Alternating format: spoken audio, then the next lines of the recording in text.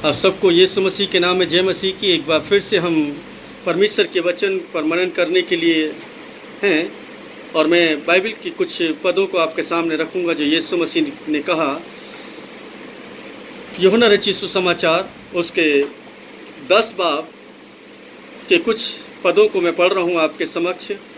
इसलिए यीशु ने उनसे फिर कहा, मैं तुमसे सच सच कहता हूँ, भीड़ों का द्वार मैं हूँ। जितने मुझसे पहले आए वे सब चोर और डाकू हैं, परंतु भीड़ों ने उनकी नहीं सुनी। द्वार मैं हूँ, यदि कोई मेरे द्वारा प्रवेश करता है तो वह उद्धार पाएगा और भीतर बाहर आया जाया करेगा और चारा पाएगा। चोर केवल चोरी करने, मार डालने और नाश करने को आता है। मैं इसलिए आया हूँ कि वे जीवन पाएं और बहुतायत से जीवन पाएं।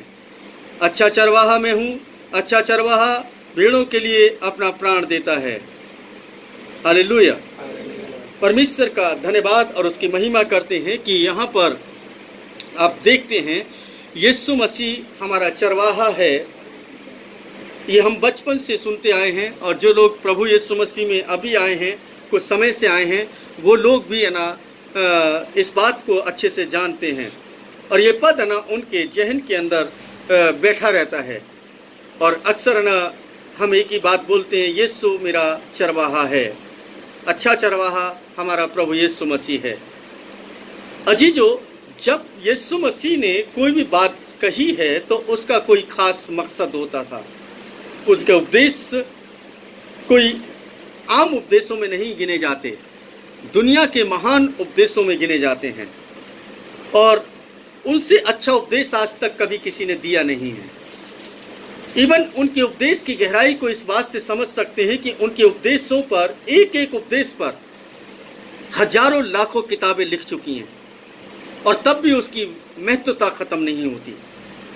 इसका मतलब आप समझ सकते हैं कि किसी एक उपदेश पर हजारों लाखों किताबें लिख दी जाएं, हजारों लाखों करोड़ों बार ना उस पर प्रचार कर दिया जाए और फिर भी उसकी महत्वता खत्म ना हो, तो उस वचन की, उस उपदेश की जीवंतता को ना आप समझ सकते हैं कि वो कितना जीवित वचन है, कितना सत्य है वो, कि जिस पर बार बार चर्चा होती है लेकिन फिर भी वो अपनी महत्वता को खत्म नहीं करता।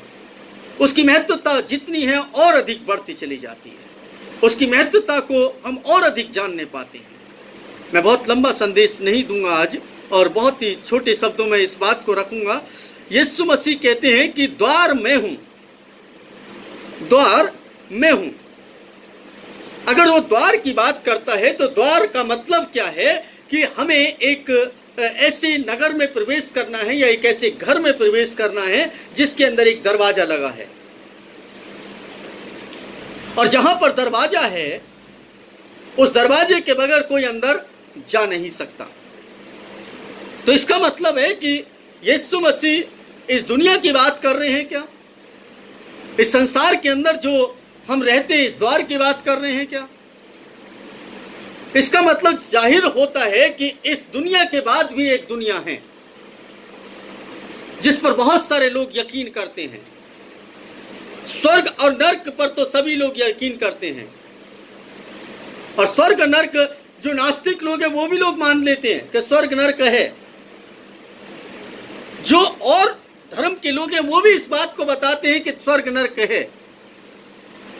तो मैं इस बात को बताने की कोशिश कर रहा हूं कि अगर स्वर्ग और नर्क हैं तो दोनों के ही दरवाजे होंगे, क्योंकि स्वर्ग वाले नर्क में नहीं जा सकते हैं, नर्क वाले स्वर्ग में नहीं जा सकते हैं। दोनों की अपनी अपनी एक सीमा होगी, एक बाउंड्री वॉल होगी, एक हद होगी जहां पर वो एक हद के बाहर नहीं निकल सकते हैं, लेकिन एंट्रेंस भी होगी और एंट्रेंस जो है वो केवल एक ही होगी। तो आपको और मुझको डिसाइड करना है कि हम कौन से एंट्रेंस में खड़े हैं। हम स्वर्ग वाली एंट्रेंस पर खड़े हैं या नर्क वाली एंट्रेंस पर खड़े हैं। यीशु मसीह कहते हैं, अगर हम और न बात को देखें, कि चौड़ा है वो मार्ग जो विनाश की तरफ जाता है और सकरा है वो मार्ग जो जीवन की तरफ जाता है। यहां पर हम मार्ग की बात नहीं कर रहे हैं। अगर हम इसी के 14 पद में पढ़ते तो 14 बाब के में पढ़ते हैं तो ना वहां पर ना लिखा है मार्ग सत्य और जीवन मैं हूं। वहां पर मार्ग सत्य जीवन में हूं ये बात बता देते हैं, लेकिन यहां पर वो कहते हैं कि द्वार तो मैं ही हूं, मेरे बगैर कोई भी प्रवेश नहीं कर सकता। यदि कोई मेरे द्वारा प्रवेश करता हुआ उद्धार पाएगा और भीतर बाहर आया जाया करेगा और चारा पाएगा। लेकिन चोर केवल चोरी करने, मार डालने और नाश करने को आता है। मैं इसलिए आया हूं कि वे जीवन पाएं और बहुतायत का जीवन पाएं। अगर आप यीशु मसीह के विषय में जान गए हैं, आप यीशु मसीह को जानते हैं, यीशु मसीह पर विश्वास करते हैं, यीशु मसीह को अपना उद्धारकर्ता मान चुके हैं, या आपने नहीं माना है, तो आप एक बात को ध्यान रख लें कि इस दुनिया के अंदर अगर आपको रहते हुए उस स्वर्ग के राज्य में प्रवेश करना है तो द्वार तो एक ही और वो है यीशु मसीह। अगर यीशु मसीह के द्वारा आप अपने जीवन को व्यतीत नहीं कर रहे हैं, आप उस मार्ग पर नहीं चल रहे हैं। जब द्वार की बात करें तो द्वार से ही काम नहीं चलेगा आपका। जब द्वार की बात करेंगे तो द्वार से काम नहीं चलेगा। आप वहां से वहां तक एक सफर करके आए हैं और यहां तक पहुंचे हैं, आपको द्वार तो मिल गया, द्वार खुला हुआ है, लेकिन अगर आप उस रास्ते पर नहीं आते तो इस द्वार तक नहीं पहुंच सकते थे। कोई भी द्वार रास्ते के बगैर अधूरा है। अगर मान लीजिए एक दरवाजा है और वहां पर जाने के लिए रास्ता ही नहीं है तो आप कैसे पहुंचेंगे? तो इसका मतलब है कि हमें रास्ते का भी ध्यान रखना है। और रास्ता क्या है? राह, हक और जिंदगी कौन है? यीशु मसीह। यीशु मसीह कहते हैं कि रास्ता मैं हूं, मार्ग मैं हूं, मेरे द्वारा तुम उस पिता के पास पहुंच सकते हो, उस राज्य में प्रवेश कर सकते हो। इसका मतलब द्वार तो यीशु मसीह है, लेकिन साथ में मार्ग भी यीशु मसीह है। हम खाली द्वार की बात कर लेते, यीशु मसीह विश्वास कर लिया, हम कहां जाएंगे? कहां जाएंगे? हम स्वर्ग में जाएंगे। कंफर्म है? काम है ऐसे जो स्वर्ग में जाने लायक है। अगर आज यीशु मसीह आ जाए तो शायद एक भी ना जाए, लेकिन है ना, हम तुरंत कहते हैं स्वर्ग में जाएंगे, बड़ी शान से बोल देते हैं। हम तो कहां के निवासी हैं? सियोन के निवासी हैं। अमाल ऐसे हैं कि शायद नरक में भी बड़ी मुश्किल से जगह मिले। सोच ऐसी है कि नरक में भी जाने के लिए जगह ना मिले। उनको कह दिया जाए कि तुम बीच में ही पड़े रहो, ना तुम्हें यहां जगह है ना वहां जगह, लेकिन फिर भी कह रहे हैं कहां जाएंगे? स्वर्ग में जाएंगे। हमने एक द्वार देख लिया है, और वो द्वार कौन है? यीशु मसीह है। हमने यीशु मसीह के नाम पर विश्वास कर लिया, अब तो स्वर्ग पक्का है। गलत फहमी में जी रहे हैं आप भाई। यीशु मसीह में विश्वास कर लेने से स्वर्ग नहीं मिल जाएगा। यीशु मसीह के एक एक बात को अगर आप गौर से पढ़ेंगे, समझेंगे, तब जाकर के आप उस स्वर्ग के राज्य में प्रवेश करेंगे। आपको यह सिर्फ बताया गया है। अभी क्या बताया है? क्या बताया उसने? कि द्वार मैं हूं। अब आपको पता चल गया कि द्वार वो है, तो आपको दूसरी बात भी पता होना चाहिए, मार्ग भी वही है। अब मार्ग वो है तो मार्ग है वो, बस केवल मार्ग पर चलना किसको पड़ेगा? मुझे चलना पड़ेगा। पता होने से काम नहीं चलेगा। अगर केवल आपको यह पता है कि मार्ग यीशु मसीह है, तो आप उस मार्ग पर चल ही नहीं रहे हैं, तो आप उस दरवाजे में प्रवेश कैसे करेंगे? पता है, हमें भी पता है भाई कि हमारे देश के प्रधानमंत्री की कुर्सी ऐसे नहीं मिल जाती है। कैसे मिल जाती है? कैसे मिल जाएगी? हमें ना थोड़ा सा राजनीति करेंगे, थोड़ा सा नाम कमाएंगे, धीरे धीरे करके पार्टी में ना एक अच्छी पहुंच डालेंगे और एक प्रधानमंत्री बन जाएंगे। करना क्या है? पता है प्रधानमंत्री की कुर्सी कैसे मिलती है। इलेक्शन होगा, जीतेंगे, वोटिंग होगी, उसके बाद है ना हमें सेलेक्ट कर लिया जाएगा, प्रधानमंत्री बन जाएंगे। सबको पता है भाई। तो सब लोग प्रधानमंत्री नहीं बन जाएंगे, पता तो सभी को है। प्रधानमंत्री का जो दरवाजा है वो कैसे खुलेगा वो पता है सबको। इलेक्शन में जाएंगे, उसके बाद है ना संसदीय उसकी मीटिंग होगी संसदीय बोर्ड की। उसके बाद है ना फिर वो क्या होगा कि नेता चुन लिया जाएगा। नेता चुनने के बाद प्रधानमंत्री बन जाएंगे। अब है ना प्रधानमंत्री कार्यालय में घुस गए वो। लेकिन आपको मालूम है उसकी प्रक्रिया कितनी लंबी है। चलना तो उसी को पड़ेगा जिसको प्रधानमंत्री बनना है। हर व्यक्ति कोई प्रधानमंत्री बन जाएगा, हर व्यक्ति कोई राष्ट्रपति बन जाएगा। प्रक्रिया है। उसी तरीके से यीशु मसीह कहते हैं कि द्वार तो मैं हूं, मैं ही द्वार हूं और कोई द्वार नहीं है। लेकिन साथ में ये ध्यान रखो कि मार्ग भी मैं ही हूं। ये ध्यान रखो मार्ग भी मैं ही हूं। अब मार्ग के भी दो प्रकार बता दिए यीशु मसीह ने। एक चौड़ा मार्ग है जिसमें आंख बंद करके सब लोग चले जाएंगे। दुनिया भीड़ चल रही है, भागती जा रही है चारों तरफ को, और चौड़ा रास्ता है, लंबी भीड़, एक इतनी भीड़ जो दिखाई नहीं दे रही है।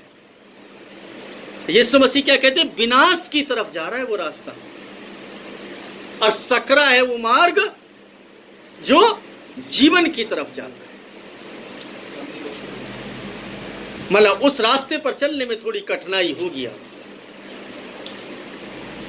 आप जो चौड़े रास्ते पर सबकी हाँ में हाँ मिलाते चले जाएंगे। ध्यान रखिए, आप किसी ने कुछ भी कहा, हाँ ठीक है, ये भी ठीक है, ये भी ठीक है, ये भी ठीक है, हाँ भाई तुम ठीक कह रहे हो, तुम्हारे से अच्छा कोई नहीं है, तुमसे अच्छे बढ़िया कोई नहीं है, तुमसे बढ़िया कोई बात नहीं करता है। सबकी हाँ में हाँ मिलाएंगे। आप भीड़ के साथ चले, जमाने के साथ चल जाएंगे। लेकिन जब आप सकरे मार्ग पर चलेंगे, यीशु मसीह के मार्ग पर चलेंगे, तो आपको क्या करना पड़ेगा? थोड़ा सा विरोध सहना पड़ेगा। भाई मैं ये काम नहीं कर सकता, इस तरीके से नहीं चल सकता। है?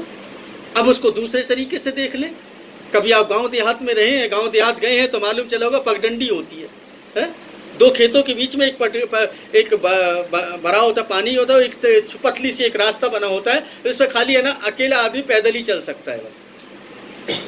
अब उसमें भी बड़े संभल करके चलना पड़ता है। ध्यान रखिए, बैलेंस बना करके चलना पड़ता है, क्योंकि उस पर सिर्फ पैर रख करके चल सकते हैं, आप उसमें दौड़ नहीं सकते, उसमें साइकिल नहीं चला सकते, उसमें मोटरसाइकिल नहीं चला सकते। अब है ना मार्ग जो है वो बिल्कुल यीशु मसीह का मार्ग ऐसा ही है कि आपको कैसे करना है, आपको नीचे देख करके चलना है, दुनिया को देख करके नहीं चलना है।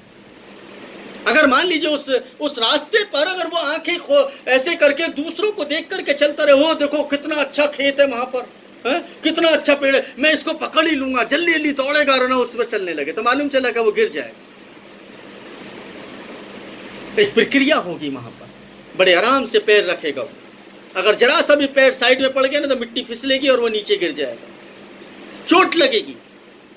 ठीक उसी तरीके से प्रभु यीशु मसीह के रास्ते पर चलते हुए जब आप अपने जीवन को चलाएंगे, आपको बहुत बार ना संभल करके चलने की आवश्यकता होगी। कितनी बार आपका पैर फिसलेगा, कितनी बार आप चोट खाने के लायक हो जाएंगे, लेकिन फिर भी आपको ना क्या करना है? चलना है, ताकि आप उस दरवाजे तक पहुंच सकें। उस दरवाजे तक पहुंचने की जरूरत है आपको, और जब आप उस दरवाजे तक पहुंच जाएंगे, फिर आपके लिए तो दरवाजा खोलने के लिए तैयार है यीशु मसीह। लेकिन मार्ग तो आपको चुनना पड़ेगा, या तो विनाश का मार्ग चुने या जीवन का मार्ग चुने। चोर केवल चोरी करने आता है, घात करने आता है, नष्ट करने के लिए आता है। जब आप प्रभु यीशु मसीह में अपने जीवन को व्यतीत करने लगते हैं, जब आप प्रभु यीशु मसीह के साथ साथ चलने लगते हैं, प्रभु यीशु मसीह को अपना जीवन समर्पित कर देते हैं और प्रभु यीशु मसीह की इच्छा की पूर्ति के लिए आप कार्य करने लगते हैं, अपने जीवन को पूरी तरीके से ढालने का प्रयत्न करते हैं, तब उसके बाद क्रिया शुरू होती है शैतान की, जो सबसे जबरदस्त है। क्योंकि पहले आप अपने जीवन को व्यर्थ की बातों में गुजार रहे थे, व्यर्थ के विचारों में गुजार रहे थे, जैसे दुनिया चल रही है वैसे चल रहे थे, कोई फर्क नहीं पड़ रहा था। चिंता भी थी, क्लेश भी था, दुख भी था, परेशानी भी थी, बीमारियां भी थी, उलझने भी थी, मुश्किलें भी थी, सब कुछ था। लेकिन जैसे ही यीशु पर विश्वास किया, आपको भरोसा हो गया कि यीशु मसीह मेरे लिए रास्ता खोलेगा, वो मेरा द्वार है, मेरा मार्ग वही है। आपने थोड़े समय चलना शुरू किया और आपने एक एक कदम करके चलते गए, और जैसे जैसे बढ़ते गए, जैसे बढ़ते गए, आपकी मंजिल एक पास ना आने लगी, आपको आनंद आने लगा। आपको चलने में भी आनंद आ रहा था, आप फिसल भी रहे थे कई बार, लेकिन फिर भी चलते रहे। लेकिन एक दिन आता है कि जब आप अपने जीवन को प्रभु यीशु मसीह के साथ चलाते चलाते जब प्रभु आपको एक समतल भूमि पर लेकर के जाता है, फिर आप अपनी मर्जी के अनुसार चलने लगते हैं, फिर प्रभु की इच्छा के अनुसार नहीं। अब तो मैं ही मैं हूं, अब तो मैं जैसे चाहूं वैसे चल सकता हूं, जैसे चाहूं वैसे दौड़ सकता हूं। जब आप एक सकरे मार्ग से होकर के, एक पगडंडी से होकर के एक समतल मार्ग पर पहुंचते हैं, आप आनंद मनाते हैं, खुशी मनाते हैं, वो ये भूल जाते हैं कि आपको वो खुशी और आनंद किसने दिया है? प्रभु के मार्ग पर चलते हुए मिला है। अब तो आप प्रभु के मार्ग के ऊपर चलेंगे तो ही आपको और आनंद मिलेगा। और जब प्रभु के मार्ग को छोड़ देंगे, आप दुनिया के मार्ग पर निकल पड़ेंगे, दुनिया की सोच और विचार के साथ निकल पड़ेंगे, दुनिया की विचारधारा को अपने ऊपर थोप लेंगे, तब जा करके क्या होगा कि आपके लिए जो वो द्वार है वो खुला तो रहेगा, लेकिन वो रास्ते पर ही नहीं है, तो उस रास्ते पर पहुंचेंगे कैसे? उस द्वार तक पहुंचेंगे कैसे, ये तो डिसाइड करें। क्योंकि द्वार तो आपके लिए है, द्वार का पता चल गया, लेकिन मार्ग वो नहीं है ना। आपने द्वार चुन लिया है, बहुत अच्छा किया। द्वार कौन है? यीशु मसीह है। लेकिन क्या मार्ग को भी चुन लिया है? अगर वो मार्ग नहीं है तो आप व्यर्थ में अपने जीवन को जी रहे हैं।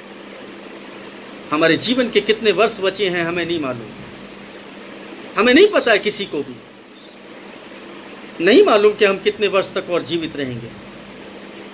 मुझे बड़ा आश्चर्य होता है, मेरे से कम उम्र के लोग न जाने पिछले इस वर्ष में 2020 में न जाने कितने लोग चले गए। 2019 में तो और भी ज़्यादा गए, जो मेरे से कम उम्र के थे। मैं सोच करके भी दंग रह जाता था, जैसे किसी के शौक में चला जाता, ओ यार अभी इसकी उम्र कितनी थी, चला गया। आप सोचिए कि हमें पता ही नहीं है कि हम कब चले जाएंगे, हमें शरीर का पता नहीं है कि हमारा शरीर ऐसा रहेगा नहीं रहेगा, हमें नहीं मालूम है कि हम इतने तंदुरुस्त रहेंगे, हमें नहीं मालूम है कि हम इसी तरीके का जीवन जी पाएंगे नहीं जी पाएंगे। लेकिन अगर प्रभु चाहेगा तो अवश्य जी पाएंगे, ये आपके पास में होना चाहिए। हमें पता नहीं है, लेकिन प्रभु को पता है। और प्रभु के साथ चलते हुए इस बात को नोट कर ले कि अगर आप कमजोर भी हैं तो भी कमजोरी में उसका जो सामर्थ्य है प्रकट हो जाएगा। वो आपको बलवंत कर देगा, वो आपको मजबूत कर देगा। मैं शारीरिक रूप से इतना प्रबल नहीं रहा जितना पहले हुआ करता था। आज मैं थोड़ा सा काम करता हूँ, उसके बाद मुझे थकान हो जाती है। अभी मैं आपको बताता हूँ कि मैं अभी 2 घंटे की आराधना के बाद ना मुझे रेस्ट की ज़रूरत पड़ती है। और एक समय था कि जब मैं पूरे दिन में लगभग 8 घंटे 10 घंटे तक ना मैं केवल ना प्रचार कार्य में लगा रहता था।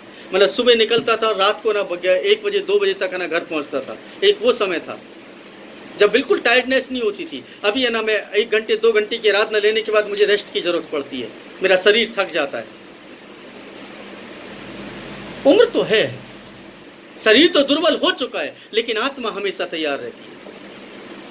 आत्मिक रूप से आपको तैयार रहने की आवश्यकता है। आपको यह पता है केवल के मार्ग है, चलना तो आपको पड़ेगा। आपको यह पता है कि द्वार यीशु मसीह है, लेकिन उस दरवाजे तक पहुंचने के लिए आपको क्या करना पड़ेगा?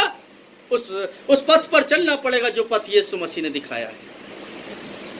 वो कहते हैं कि अच्छा चरवाहा मैं हूं, मेरे अलावा कोई भी और चरवाहा हो नहीं सकता। लेकिन ये क्या करता है? इसी बीच में चोर आ जाता है।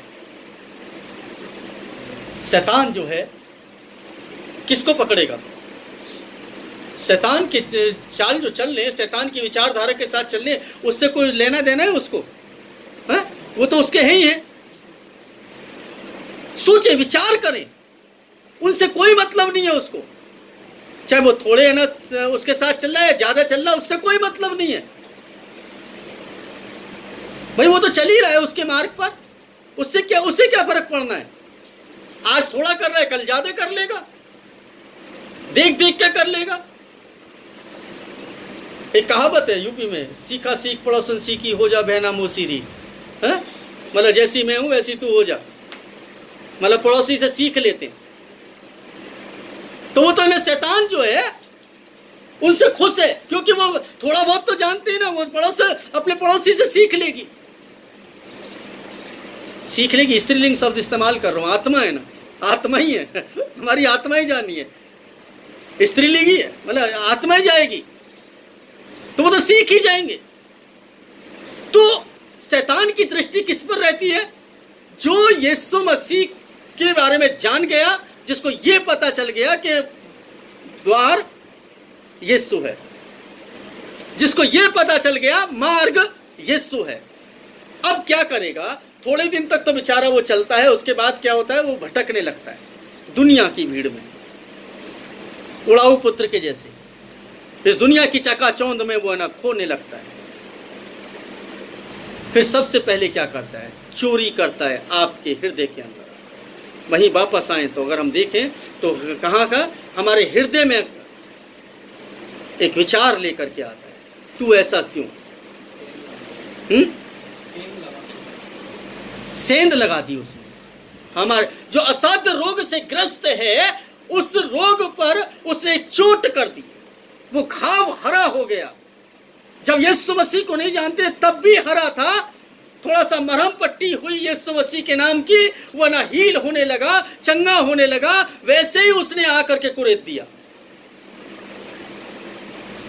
और जैसे ही उसने कुरेदा, आपकी जो शांति है वो जो बैठी थी यीशु मसीह के नाम में, वो रिसने लगी, वो रिसने लगी। अब शांति जो है धीरे धीरे करके अशांति में बदलने लगी। आपसे के घर से कुछ नहीं चुराता शैतान। सबसे पहले प्रभु यीशु मसीह के ऊपर विश्वास करने वालों की शांति चुरा लेता है। फिर उसके बाद क्या करता है? वो घात करता है। घात कहां करेगा? घात करने का मतलब है बार बार आपका ध्यान उन वस्तुओं पर केंद्रित कराएगा जिनके द्वारा आपका मन विचलित होगा। आपके मन के अंदर वही विचारधारा लेकर के आएगा जिसके द्वारा आप विचलित होते होंगे। कोई भी बात हो सकती है, कोई भी क्रिया हो सकती है, और जैसे ही उस पर ना विचार, उस पर चोट पड़ती है, वो घात होती है, तो घाव जो है वो धीरे धीरे करके गहरा होता चला जाता है और वो नासूर बनना शुरू होता है। फिर नासूर मतलब समझते हैं? कैंसर। कैंसर, और कैंसर जो है वो घातक बीमारियों में आता है, और वो फिर ऐसा जख्म बनता चला जाता है कि वो उसके लिए इलाज कराना भी भारी पड़ जाता है। फिर धीरे धीरे करके वो क्या करता है? वो विनाश की तरफ लेकर के जाता है। वो द्वार भूल जाता है, वो मार्ग भूल जाता है, वो यीशु जीवन है ये भूल जाता है, यीशु आशीष का सोता है ये भूल जाता है, यीशु सब कुछ कर सकता है ये भूल जाता है, यीशु मसीह के नाम में सब कुछ संभव है ये भूल जाता है। वो भूल जाता है कि अगर हम उससे मांगेंगे तो हमें अच्छी वस्तु दे सकता है। वो सब बातों को भूल जाता है। क्यों? क्योंकि उसको एक रोग लग जाता है। द्वार का तो पता चल गया उसको, मार्ग का तो पता चल गया, लेकिन चलना नहीं सर। और जब आप चलेंगे तो आपको दुख होगा, तकलीफ होगी, परेशानी होगी, मुश्किलें आएंगी। मुझे एक बात है ना, एक पद बहुत पसंद है। रोमियो की पत्री के अंदर एक पद है जो बहुत ही महत्वपूर्ण पद है। मैं आपके लिए उसको पढ़ देता हूँ। और रोमियो 8 और उसके 18 पद जो मुझे बहुत प्रभावित करता है। रोमियो 8 उसके 18 पद मुझे बहुत प्रभावित करता है, और मैं इस पद को कभी भी है ना भूलता नहीं हूँ, इसलिए है ना मेरे को ये कंठस्थ याद रहता है। और यहाँ पर लिखा है, क्योंकि मैं समझता हूँ कि वर्तमान समय के दुखों की तुलना करना आने वाले महिमा से जो हम पर प्रकट होने वाली है उचित नहीं है, कुछ भी नहीं है। वर्तमान समय के जो दुख हैं, जो संकट है, जो कष्ट है, उस आने वाली महिमा के समक्ष कुछ भी नहीं है। लेकिन हमें क्या दिखाई दे रहे होते हैं? वो दुख दिखाई दे रहे होते हैं, वो परिस्थितियां दिखाई दे रही होती हैं, वो मुश्किलें दिखाई दे रही होती हैं। हम यीशु को तो देखना ही नहीं चाहते। बिल्कुल पतरस के जैसे। पतरस जब तक यीशु मसीह को देखता रहा तब तक चलता रहा पानी के ऊपर, और जैसे ही उसने लहरों को देखा, तूफान को देखा, वो डूबने लगा। सेम प्रक्रिया आपके और मेरे जीवन के अंदर भी होती है। जब आप दुनिया की लहरों को, दुनिया के परिस्थितियों को देखते हैं, उसके बाद आप चल नहीं सकते। आपकी निगाहें एक मार्ग पर हों, और वो मार्ग यीशु मसीह है। उसके बाद ना एक द्वार है जो यीशु मसीह है। उस द्वार से प्रवेश करेंगे, अच्छा लग रहा है, लेकिन मार्ग पर कौन चलेगा ये भी तो सोच लें हम। उस द्वार तक पहुंचेंगे कैसे? उस द्वार तक पहुंचने के लिए आपको मार्ग का इस्तेमाल करना पड़ेगा। और जब मार्ग पर आप रहेंगे, तब जाकर के आपके लिए परमेश्वर कार्य करेगा, और परमेश्वर आपको उस राज्य में पहुंचाएगा जिस राज्य में आपको जाना चाहिए। अजीजों, आपके जीवन के लिए बहुत ही महत्वपूर्ण है कि आप यीशु मसीह को अच्छे से पढ़ें, उसके पदों को, उसके जो उपदेश हैं उनको अच्छे से पढ़ें, और उनके अनुसार जीवन को ढालने का यत्न करें, ताकि आपका जीवन संवर जाए और आपके जीवन में अद्भुत कार्य हो सके। आप जीवन में सुख और शांति को प्राप्त कर सकें। अगर हम अशांत हैं तो इसका मतलब है कि हम मार्ग पर नहीं हैं। हम अशांति में जीवन को जी रहे हैं तो इसका मतलब हम प्रभु के साथ नहीं हैं, हम धन्यवादी नहीं हैं। धन्यवादी बन जाएं, परमेश्वर आपके लिए अद्भुत काम करेगा। परमेश्वर भला है। परमेश्वर के नाम की महिमा हो। परमेश्वर आप सबको आशीष दे। आमीन।